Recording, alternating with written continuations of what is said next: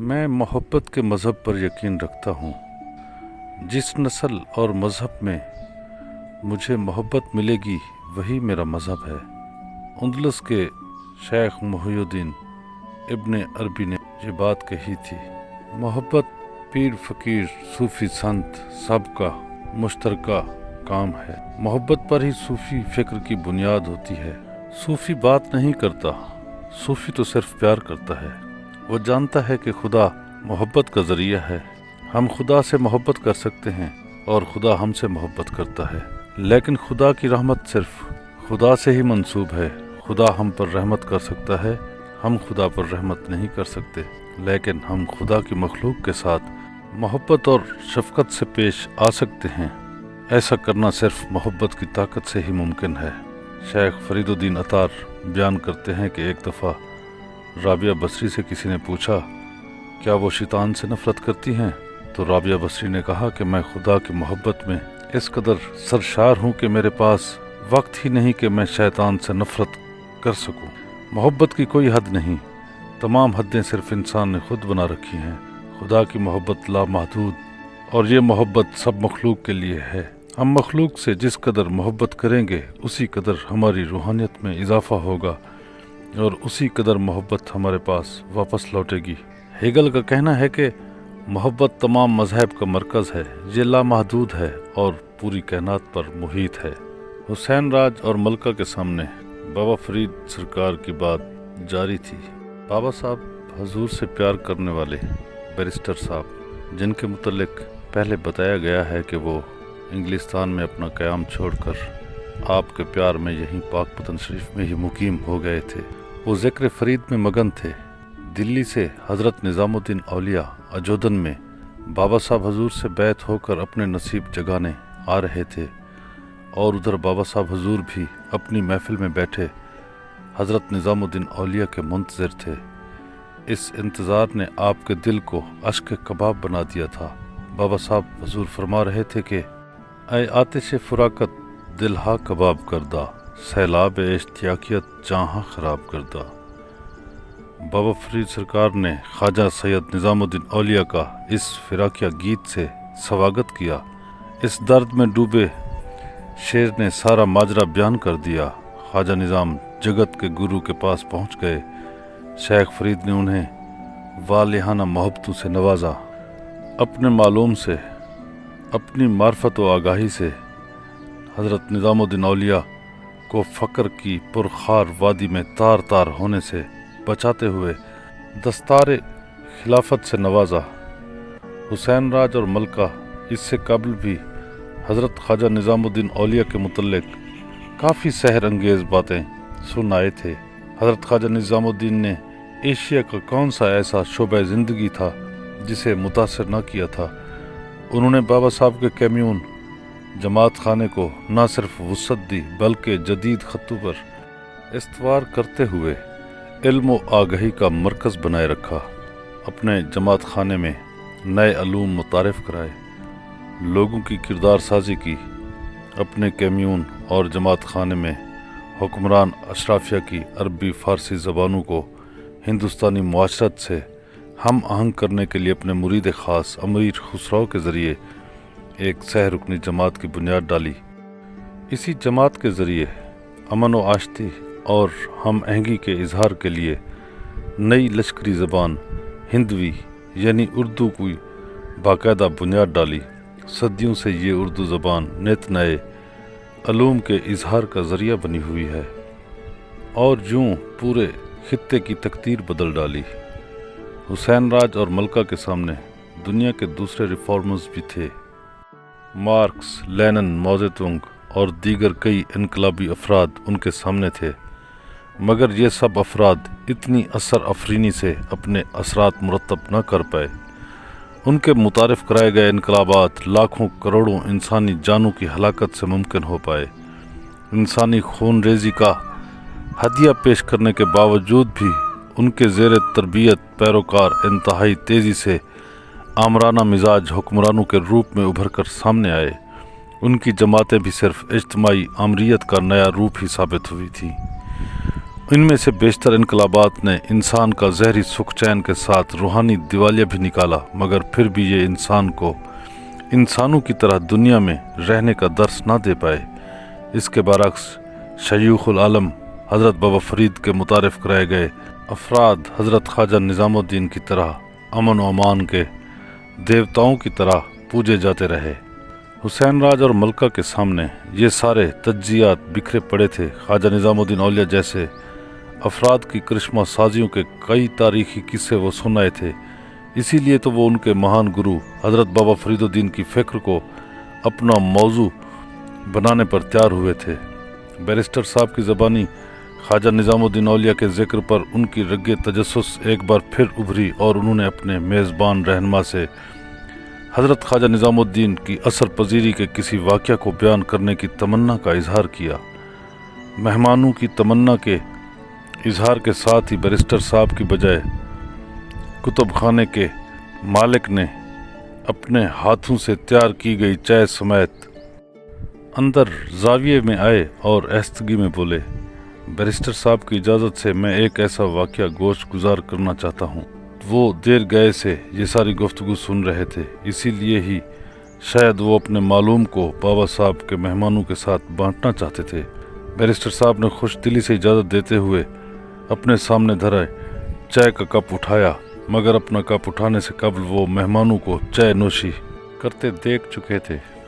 چائے کی سپس لینے کے دوران دکاندار کی سرگوشیانہ صدا بلند ہوئی، میں حضرت خواجہ نظام الدین اولیاء کے ایک ہندو عقیدت مند کا واقعہ پیش کرنا چاہتا ہوں۔ راج کمار ہردیو ایک ریاست کا شہزادہ تھا۔ وہ حضرت نظام الدین اولیاء سرکار کے پاس ملنے آیا تھا۔ ایک ہندو کے ذکر پر حسین راج اور ملکہ پہلے سے ذرا زیادہ سنجیدگی سے بات کو سننے لگے۔ وہ شاید بات کی غیر جانبداریت کو جانچنا چاہتے تھے۔ راج کمار ہردیو کہتا ہے کہ سلطان علاء الدین خلجی کا دور تھا۔ کئی دنوں سے ہر جگہ چرچا ہو رہا تھا کہ مغلوں کا ایک بہت بڑا لشکر آ رہا ہے، جس نے ملتان اور لاہور اور سرہند کی خلجی فوجوں کو شکست دے دی تھی، اور اب وہ دلی کی طرف آ رہا تھا۔ یہاں ہندوستان میں اس وقت خلجیوں کی حکومت تھی، ابھی مغل یہاں قدم نہیں جما پائے تھے۔ ان مغلوں کا سردار ترغی خان بہت خوفزدہ تھا۔ ان خبروں سے سارے شہر میں گھبراہٹ پھیلی ہوئی تھی، کیونکہ علاء الدین کی اچھی فوجیں دکن کی طرف گئی ہوئی تھیں۔ آج سنا کہ مغل دہلی کے قریب پہنچ گئے ہیں۔ وہ لاکھوں کی تعداد میں ہیں۔ انہوں نے سارے دہلی شہر کے چاروں طرف فوجیں پھیلا دی ہیں۔ مغلوں کے محاصرے کی وجہ سے بہت زیادہ پریشانی پائی جاتی تھی۔ آج صبح حضرت خواجہ نظام الدین اولیاء کی مجلس میں حاضر تھا کہ سلطان علاء الدین خلجی کا ولی عہد شہزادہ خضر خان اور سلطان کا امیر ملک نصرت، جو حضرت کا مرید ہے، امیر خسرو کے ساتھ آئے۔ ان تینوں نے پہلے حضرت کے سامنے آ کر زمین چومی اور پھر حضرت نظام الدین اولیاء کے سامنے دو زانوں بیٹھ گئے۔ امیر خسرو نے کھڑے ہو کر دست بستہ عرض کی کہ سلطان نے زمین بوسی کی ہے اور کہا ہے کہ حضرت کو معلوم ہوگا کہ مغلوں نے سارے شہر کا محاصرہ کر لیا۔ ان کی تعداد بہت زیادہ ہے۔ ملتان، لاہور اور سرہند کی کامیابیوں کے بعد ان کے دل شیر ہو گئے ہیں، جبکہ ہماری اچھی فوج دکن گئی ہوئی ہے۔ اگرچہ دلی شہر کے لاکھوں باشندے ہتھیار بند ہیں اور جنگجو ہیں اور کچھ فوج بھی موجود ہے، تاہم حالت خطرے سے خالی نہیں۔ جو کچھ ہم سے ہو سکے گا کوشش کریں گے، مگر ہم سب کا بھروسہ اللہ کی مدد پر ہے اور وہ آپ کی دعا پر منحصر ہے۔ حضرت نے یہ دعا سن کر تبسم فرمایا، اس کے بعد ارشاد فرمایا کہ سلطان سے میری دعا کہنا اور کہہ دینا کہ وہ اطمینان رکھے، مغل کل واپس چلے جائیں گے۔ امیر خسرو یہ ارشاد سن کر جھکے اور زمین چومی، مگر میں نے دیکھا ملک نصرت اور خضر خان ایک دوسرے کو حیرت اور تعجب سے دیکھ رہے تھے۔ تاہم امیر خسرو کے بعد وہ دونوں بھی جھکے اور انہوں نے بھی زمین چومی اور پھر تینوں باہر چلے گئے۔ میں نے خیال کیا کہ ملک نصرت اور خضر خان کو حضرت کے اس ارشاد پر تعجب ہوا کہ حضرت نے یہ کیسے فرما دیا کہ مغل کل چلے جائیں گے۔ मगर ना उन दोनों की जुर्रत हुई कि वो हज़रत से कुछ पूछते, ना अमीर खुसरो ने कुछ दरियाफ्त किया। मगर जब तीनों चले गए तो हज़रत जकाजक खड़े हो गए। ऐसा मालूम होता था कि जैसे किसी की ताज़ीम के लिए खड़े हुए हों। हम सब भी खड़े हो गए, मगर हम सब हैरान थे कि कोई आने वाला दिखाई नहीं देता। हज़रत किसकी ताज़ीम के लिए खड़े हुए हैं। कुछ देर के बाद हज़रत बैठ गए, हम भी बैठ गए, मगर चंद दकीके गुजरे होंगे कि हज़रत फिर खड़े हुए। हमने भी आपकी तकलीद की। थोड़ी देर हज़रत खड़े रहे, फिर बैठ गए। इसी तरह हज़रत 7 दफ़ा खड़े हुए और बैठे। हम सब आपस में सरगोशियाँ करते थे कि कोई बहुत बड़ा राज इसमें पोशीदा है, मगर किसी की ये मजाल न थी कि हज़रत निज़ामुद्दीन औलिया सरकार से इसकी वजह पूछता। आखिर जब कुछ देर हो गई तो मैंने जुर्रत की और सफ से उठकर हज़रत के सामने आया और ज़मीन चूम कर दस्त बस्ता अर्ज़ की कि हमको ये हक़ नहीं है कि मखदूम से गैबी राजों का हाल दरियाफ्त करें, मगर मखदूम की जो इनायतें मुझ परदेसी मुसाफिर के हाल पर हैं, उन्होंने मुझे हिम्मत दिलाई है कि मैं मखदूम से दरियाफ्त करूं कि किसकी ताज़ीम में 7 बार खड़े हुए थे, क्योंकि हमारी आंखों ने किसी आने वाले को नहीं देखा। हज़रत ने इरशाद फरमाया, हरदेव, जब मैंने अमीर खुसरो और उसके साथियों से ये कहा कि कल मुग़ल चले जाएंगे, तो उस वक्त हज़रत शेखुल आलम हज़रत बाबा फरीदुद्दीन मसूद गंजशकर सरकार की रूह पुर फतूह की तरफ मेरी तवज्जो हुई कि मैं आपकी हिम्मत और बरकत से इन मुग़लों को कल तक यहाँ से रवाना कर सकूँ और मेरा वादा पूरा हो जाए। यकायक मैंने मजलिस के बहर सहन में देखा कि एक कुत्ता जा रहा है, जिसका हम शक्ल कुत्ता मैंने अजोदन में देखा था। मैं उस कुत्ते की ताज़ीम के लिए खड़ा हो गया, और जब वो कुत्ता सामने से हट गया तो मैं बैठ गया। वो कुत्ता फिर आया और मैं फिर खड़ा हो गया, यहाँ तक कि वो कुत्ता 7 दफ़ा आया और गया, और मैंने 7 दफ़ा उसकी ताज़ीम की। अगरचे वो कुत्ता अजोदन का नहीं था, लेकिन अजोदन के कुत्ते से मुशाबे था, इसीलिए मैंने उसकी ताज़ीम की। और अब मेरे दिल को इत्मीनान हो गया है कि जो वादा मैंने सुल्तान अलाउद्दीन खलजी से किया है वो पूरा हो जाएगा, क्योंकि मुझे अजोदन के कुत्ते के हम शक्ल कुत्ता दिखाया गया, चूँकि ये दुनिया और उसके तालिब कुत्तों के मुशाबे करार दिए गए हैं। इससे मैंने ये समझा कि जो कुत्ते बहर से आए हैं वो बहर चले जाएंगे। इसके बाद हज़रत ने अहले मजलिस को गौर से देखा। उनमें हज़रत का एक मुग़ल मुरीद भी बैठा था, जो अरसा दराज से हज़रत की खिदमत में था। हज़रत ने उसको अपने करीब बुलाया और अपना एक रुमाल उसको दिया। इस रुमाल से हज़रत वज़ू करने के बाद अपना चेहरा खुश्क किया करते थे। रुमाल मुग़ल को देकर फरमाया, इसे मुग़लों के सरदार तुर्गी के पास ले जाओ और उससे मेरा सलाम कह दो, और ये रुमाल देकर कहो कि वो तेरे सामने ये रुमाल अपने चेहरे पे डाले और जो कुछ देखे वो तुझसे बयान कर दे। मुग़ल मुरीद ने फ़ौरन झुककर ज़मीन चूमी और कहा, मैं अभी मखदूम के हुक्म की तकमील करके आता हूँ। उसके बाद मजलिस बर्खास्त हो गई और हम सब अपने अपने मकाम पर चले गए। शाम को जब हम सब दोबारा हज़रत की मजलिस में हाज़िर हुए तो हज़रत का मुरीद मुग़ल तुर्गी के पास से जवाब लाया। उसने पहले ज़मीन चूमी और फिर हाथ बांध कर सामने खड़ा हुआ और कहा, जब मैं मुग़ल लश्कर में गया तो सिपाहियों ने मुझे रोका, मगर मैंने मखदूम का नाम लिया तो हर एक ने मेरी ताज़ीम की और मुझे तुर्गी पाक खान के पास ले गए। मैं तुर्गी के सामने गया तो उसको मैंने निहायत खौंखार और बदमिजाज सूरत का आदमी पाया। उसने निहायत नखुवत और तकब्बुर के लहजे में मुझसे पूछा, क्या तू मुग़ल है? मैंने कहा, हाँ। उसने कहा, दिल्ली में क्या करता है? मैंने मखदूम का नाम लेकर कहा कि मैं उनका ग़ुलाम हूँ और उनकी खिदमत में रहता हूँ और उन्हीं का पैगाम लेकर आया हूँ। तुर्गी ने मखदूम का नाम सुना तो वो खड़ा हो गया और उसने कहा, मेरी इज़्ज़त आसमान तक पहुँच गई। आसमान से ऊंचे पहुँचे हुए बुज़ुर्ग ने मुझे मुखातिब करने के काबिल समझा। उसके बाद मैंने मखदूम की दुआ उसको पहुँचाई और रुमाल दिया। उसने दुआ के जवाब में पहले सर मखदूम की तरफ झुकाया और उसके बाद मखदूम का रुमाल अपने चेहरे पर डाल लिया। उसके चारों तरफ बड़े बड़े मुग़ल सरदार तलवारें लिए खड़े थे। कमानें उनकी पुष्ट पर थीं और तीरों के तरकश उनकी बगलों में थे, और वो सब तुर्गी के इस बर्ताव को हैरत की नज़रों से देख रहे थे। कुछ देर बाद तुर्गी खान ने रुमाल अपने चेहरे पर डाले रखा और उसके बाद रुमाल उतार कर मुझसे तातारी ज़बान में कहा, मेरी तरफ से मखदूम की खिदमत में ज़मीन चूमना और कहना कि मैं मखदूम का एहसान मानता हूँ कि उन्होंने दिल्ली में मुझे अपना मुल्क दिखा दिया।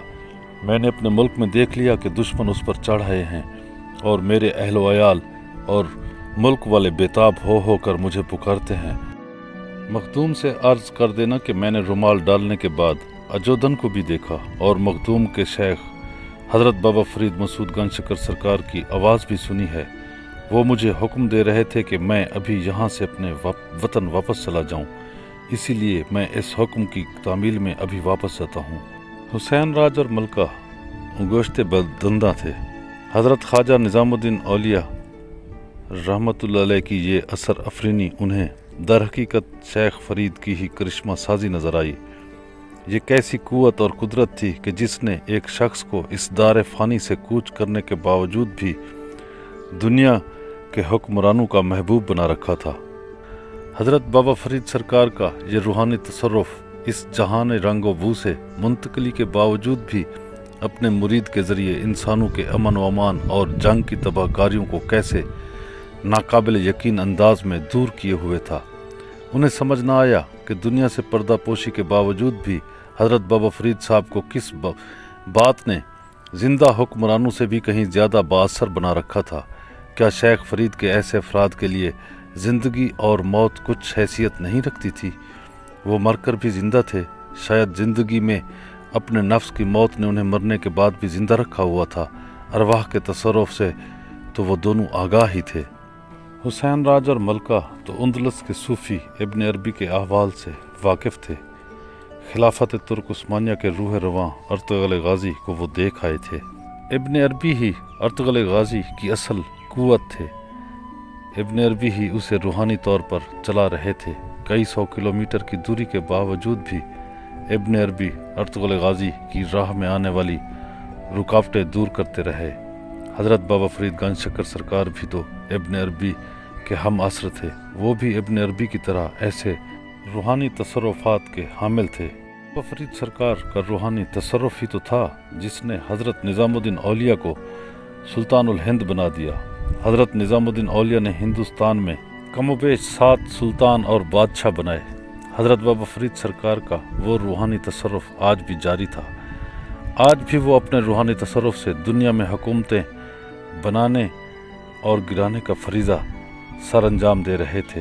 हुसैन राज और मलका हैरान थे।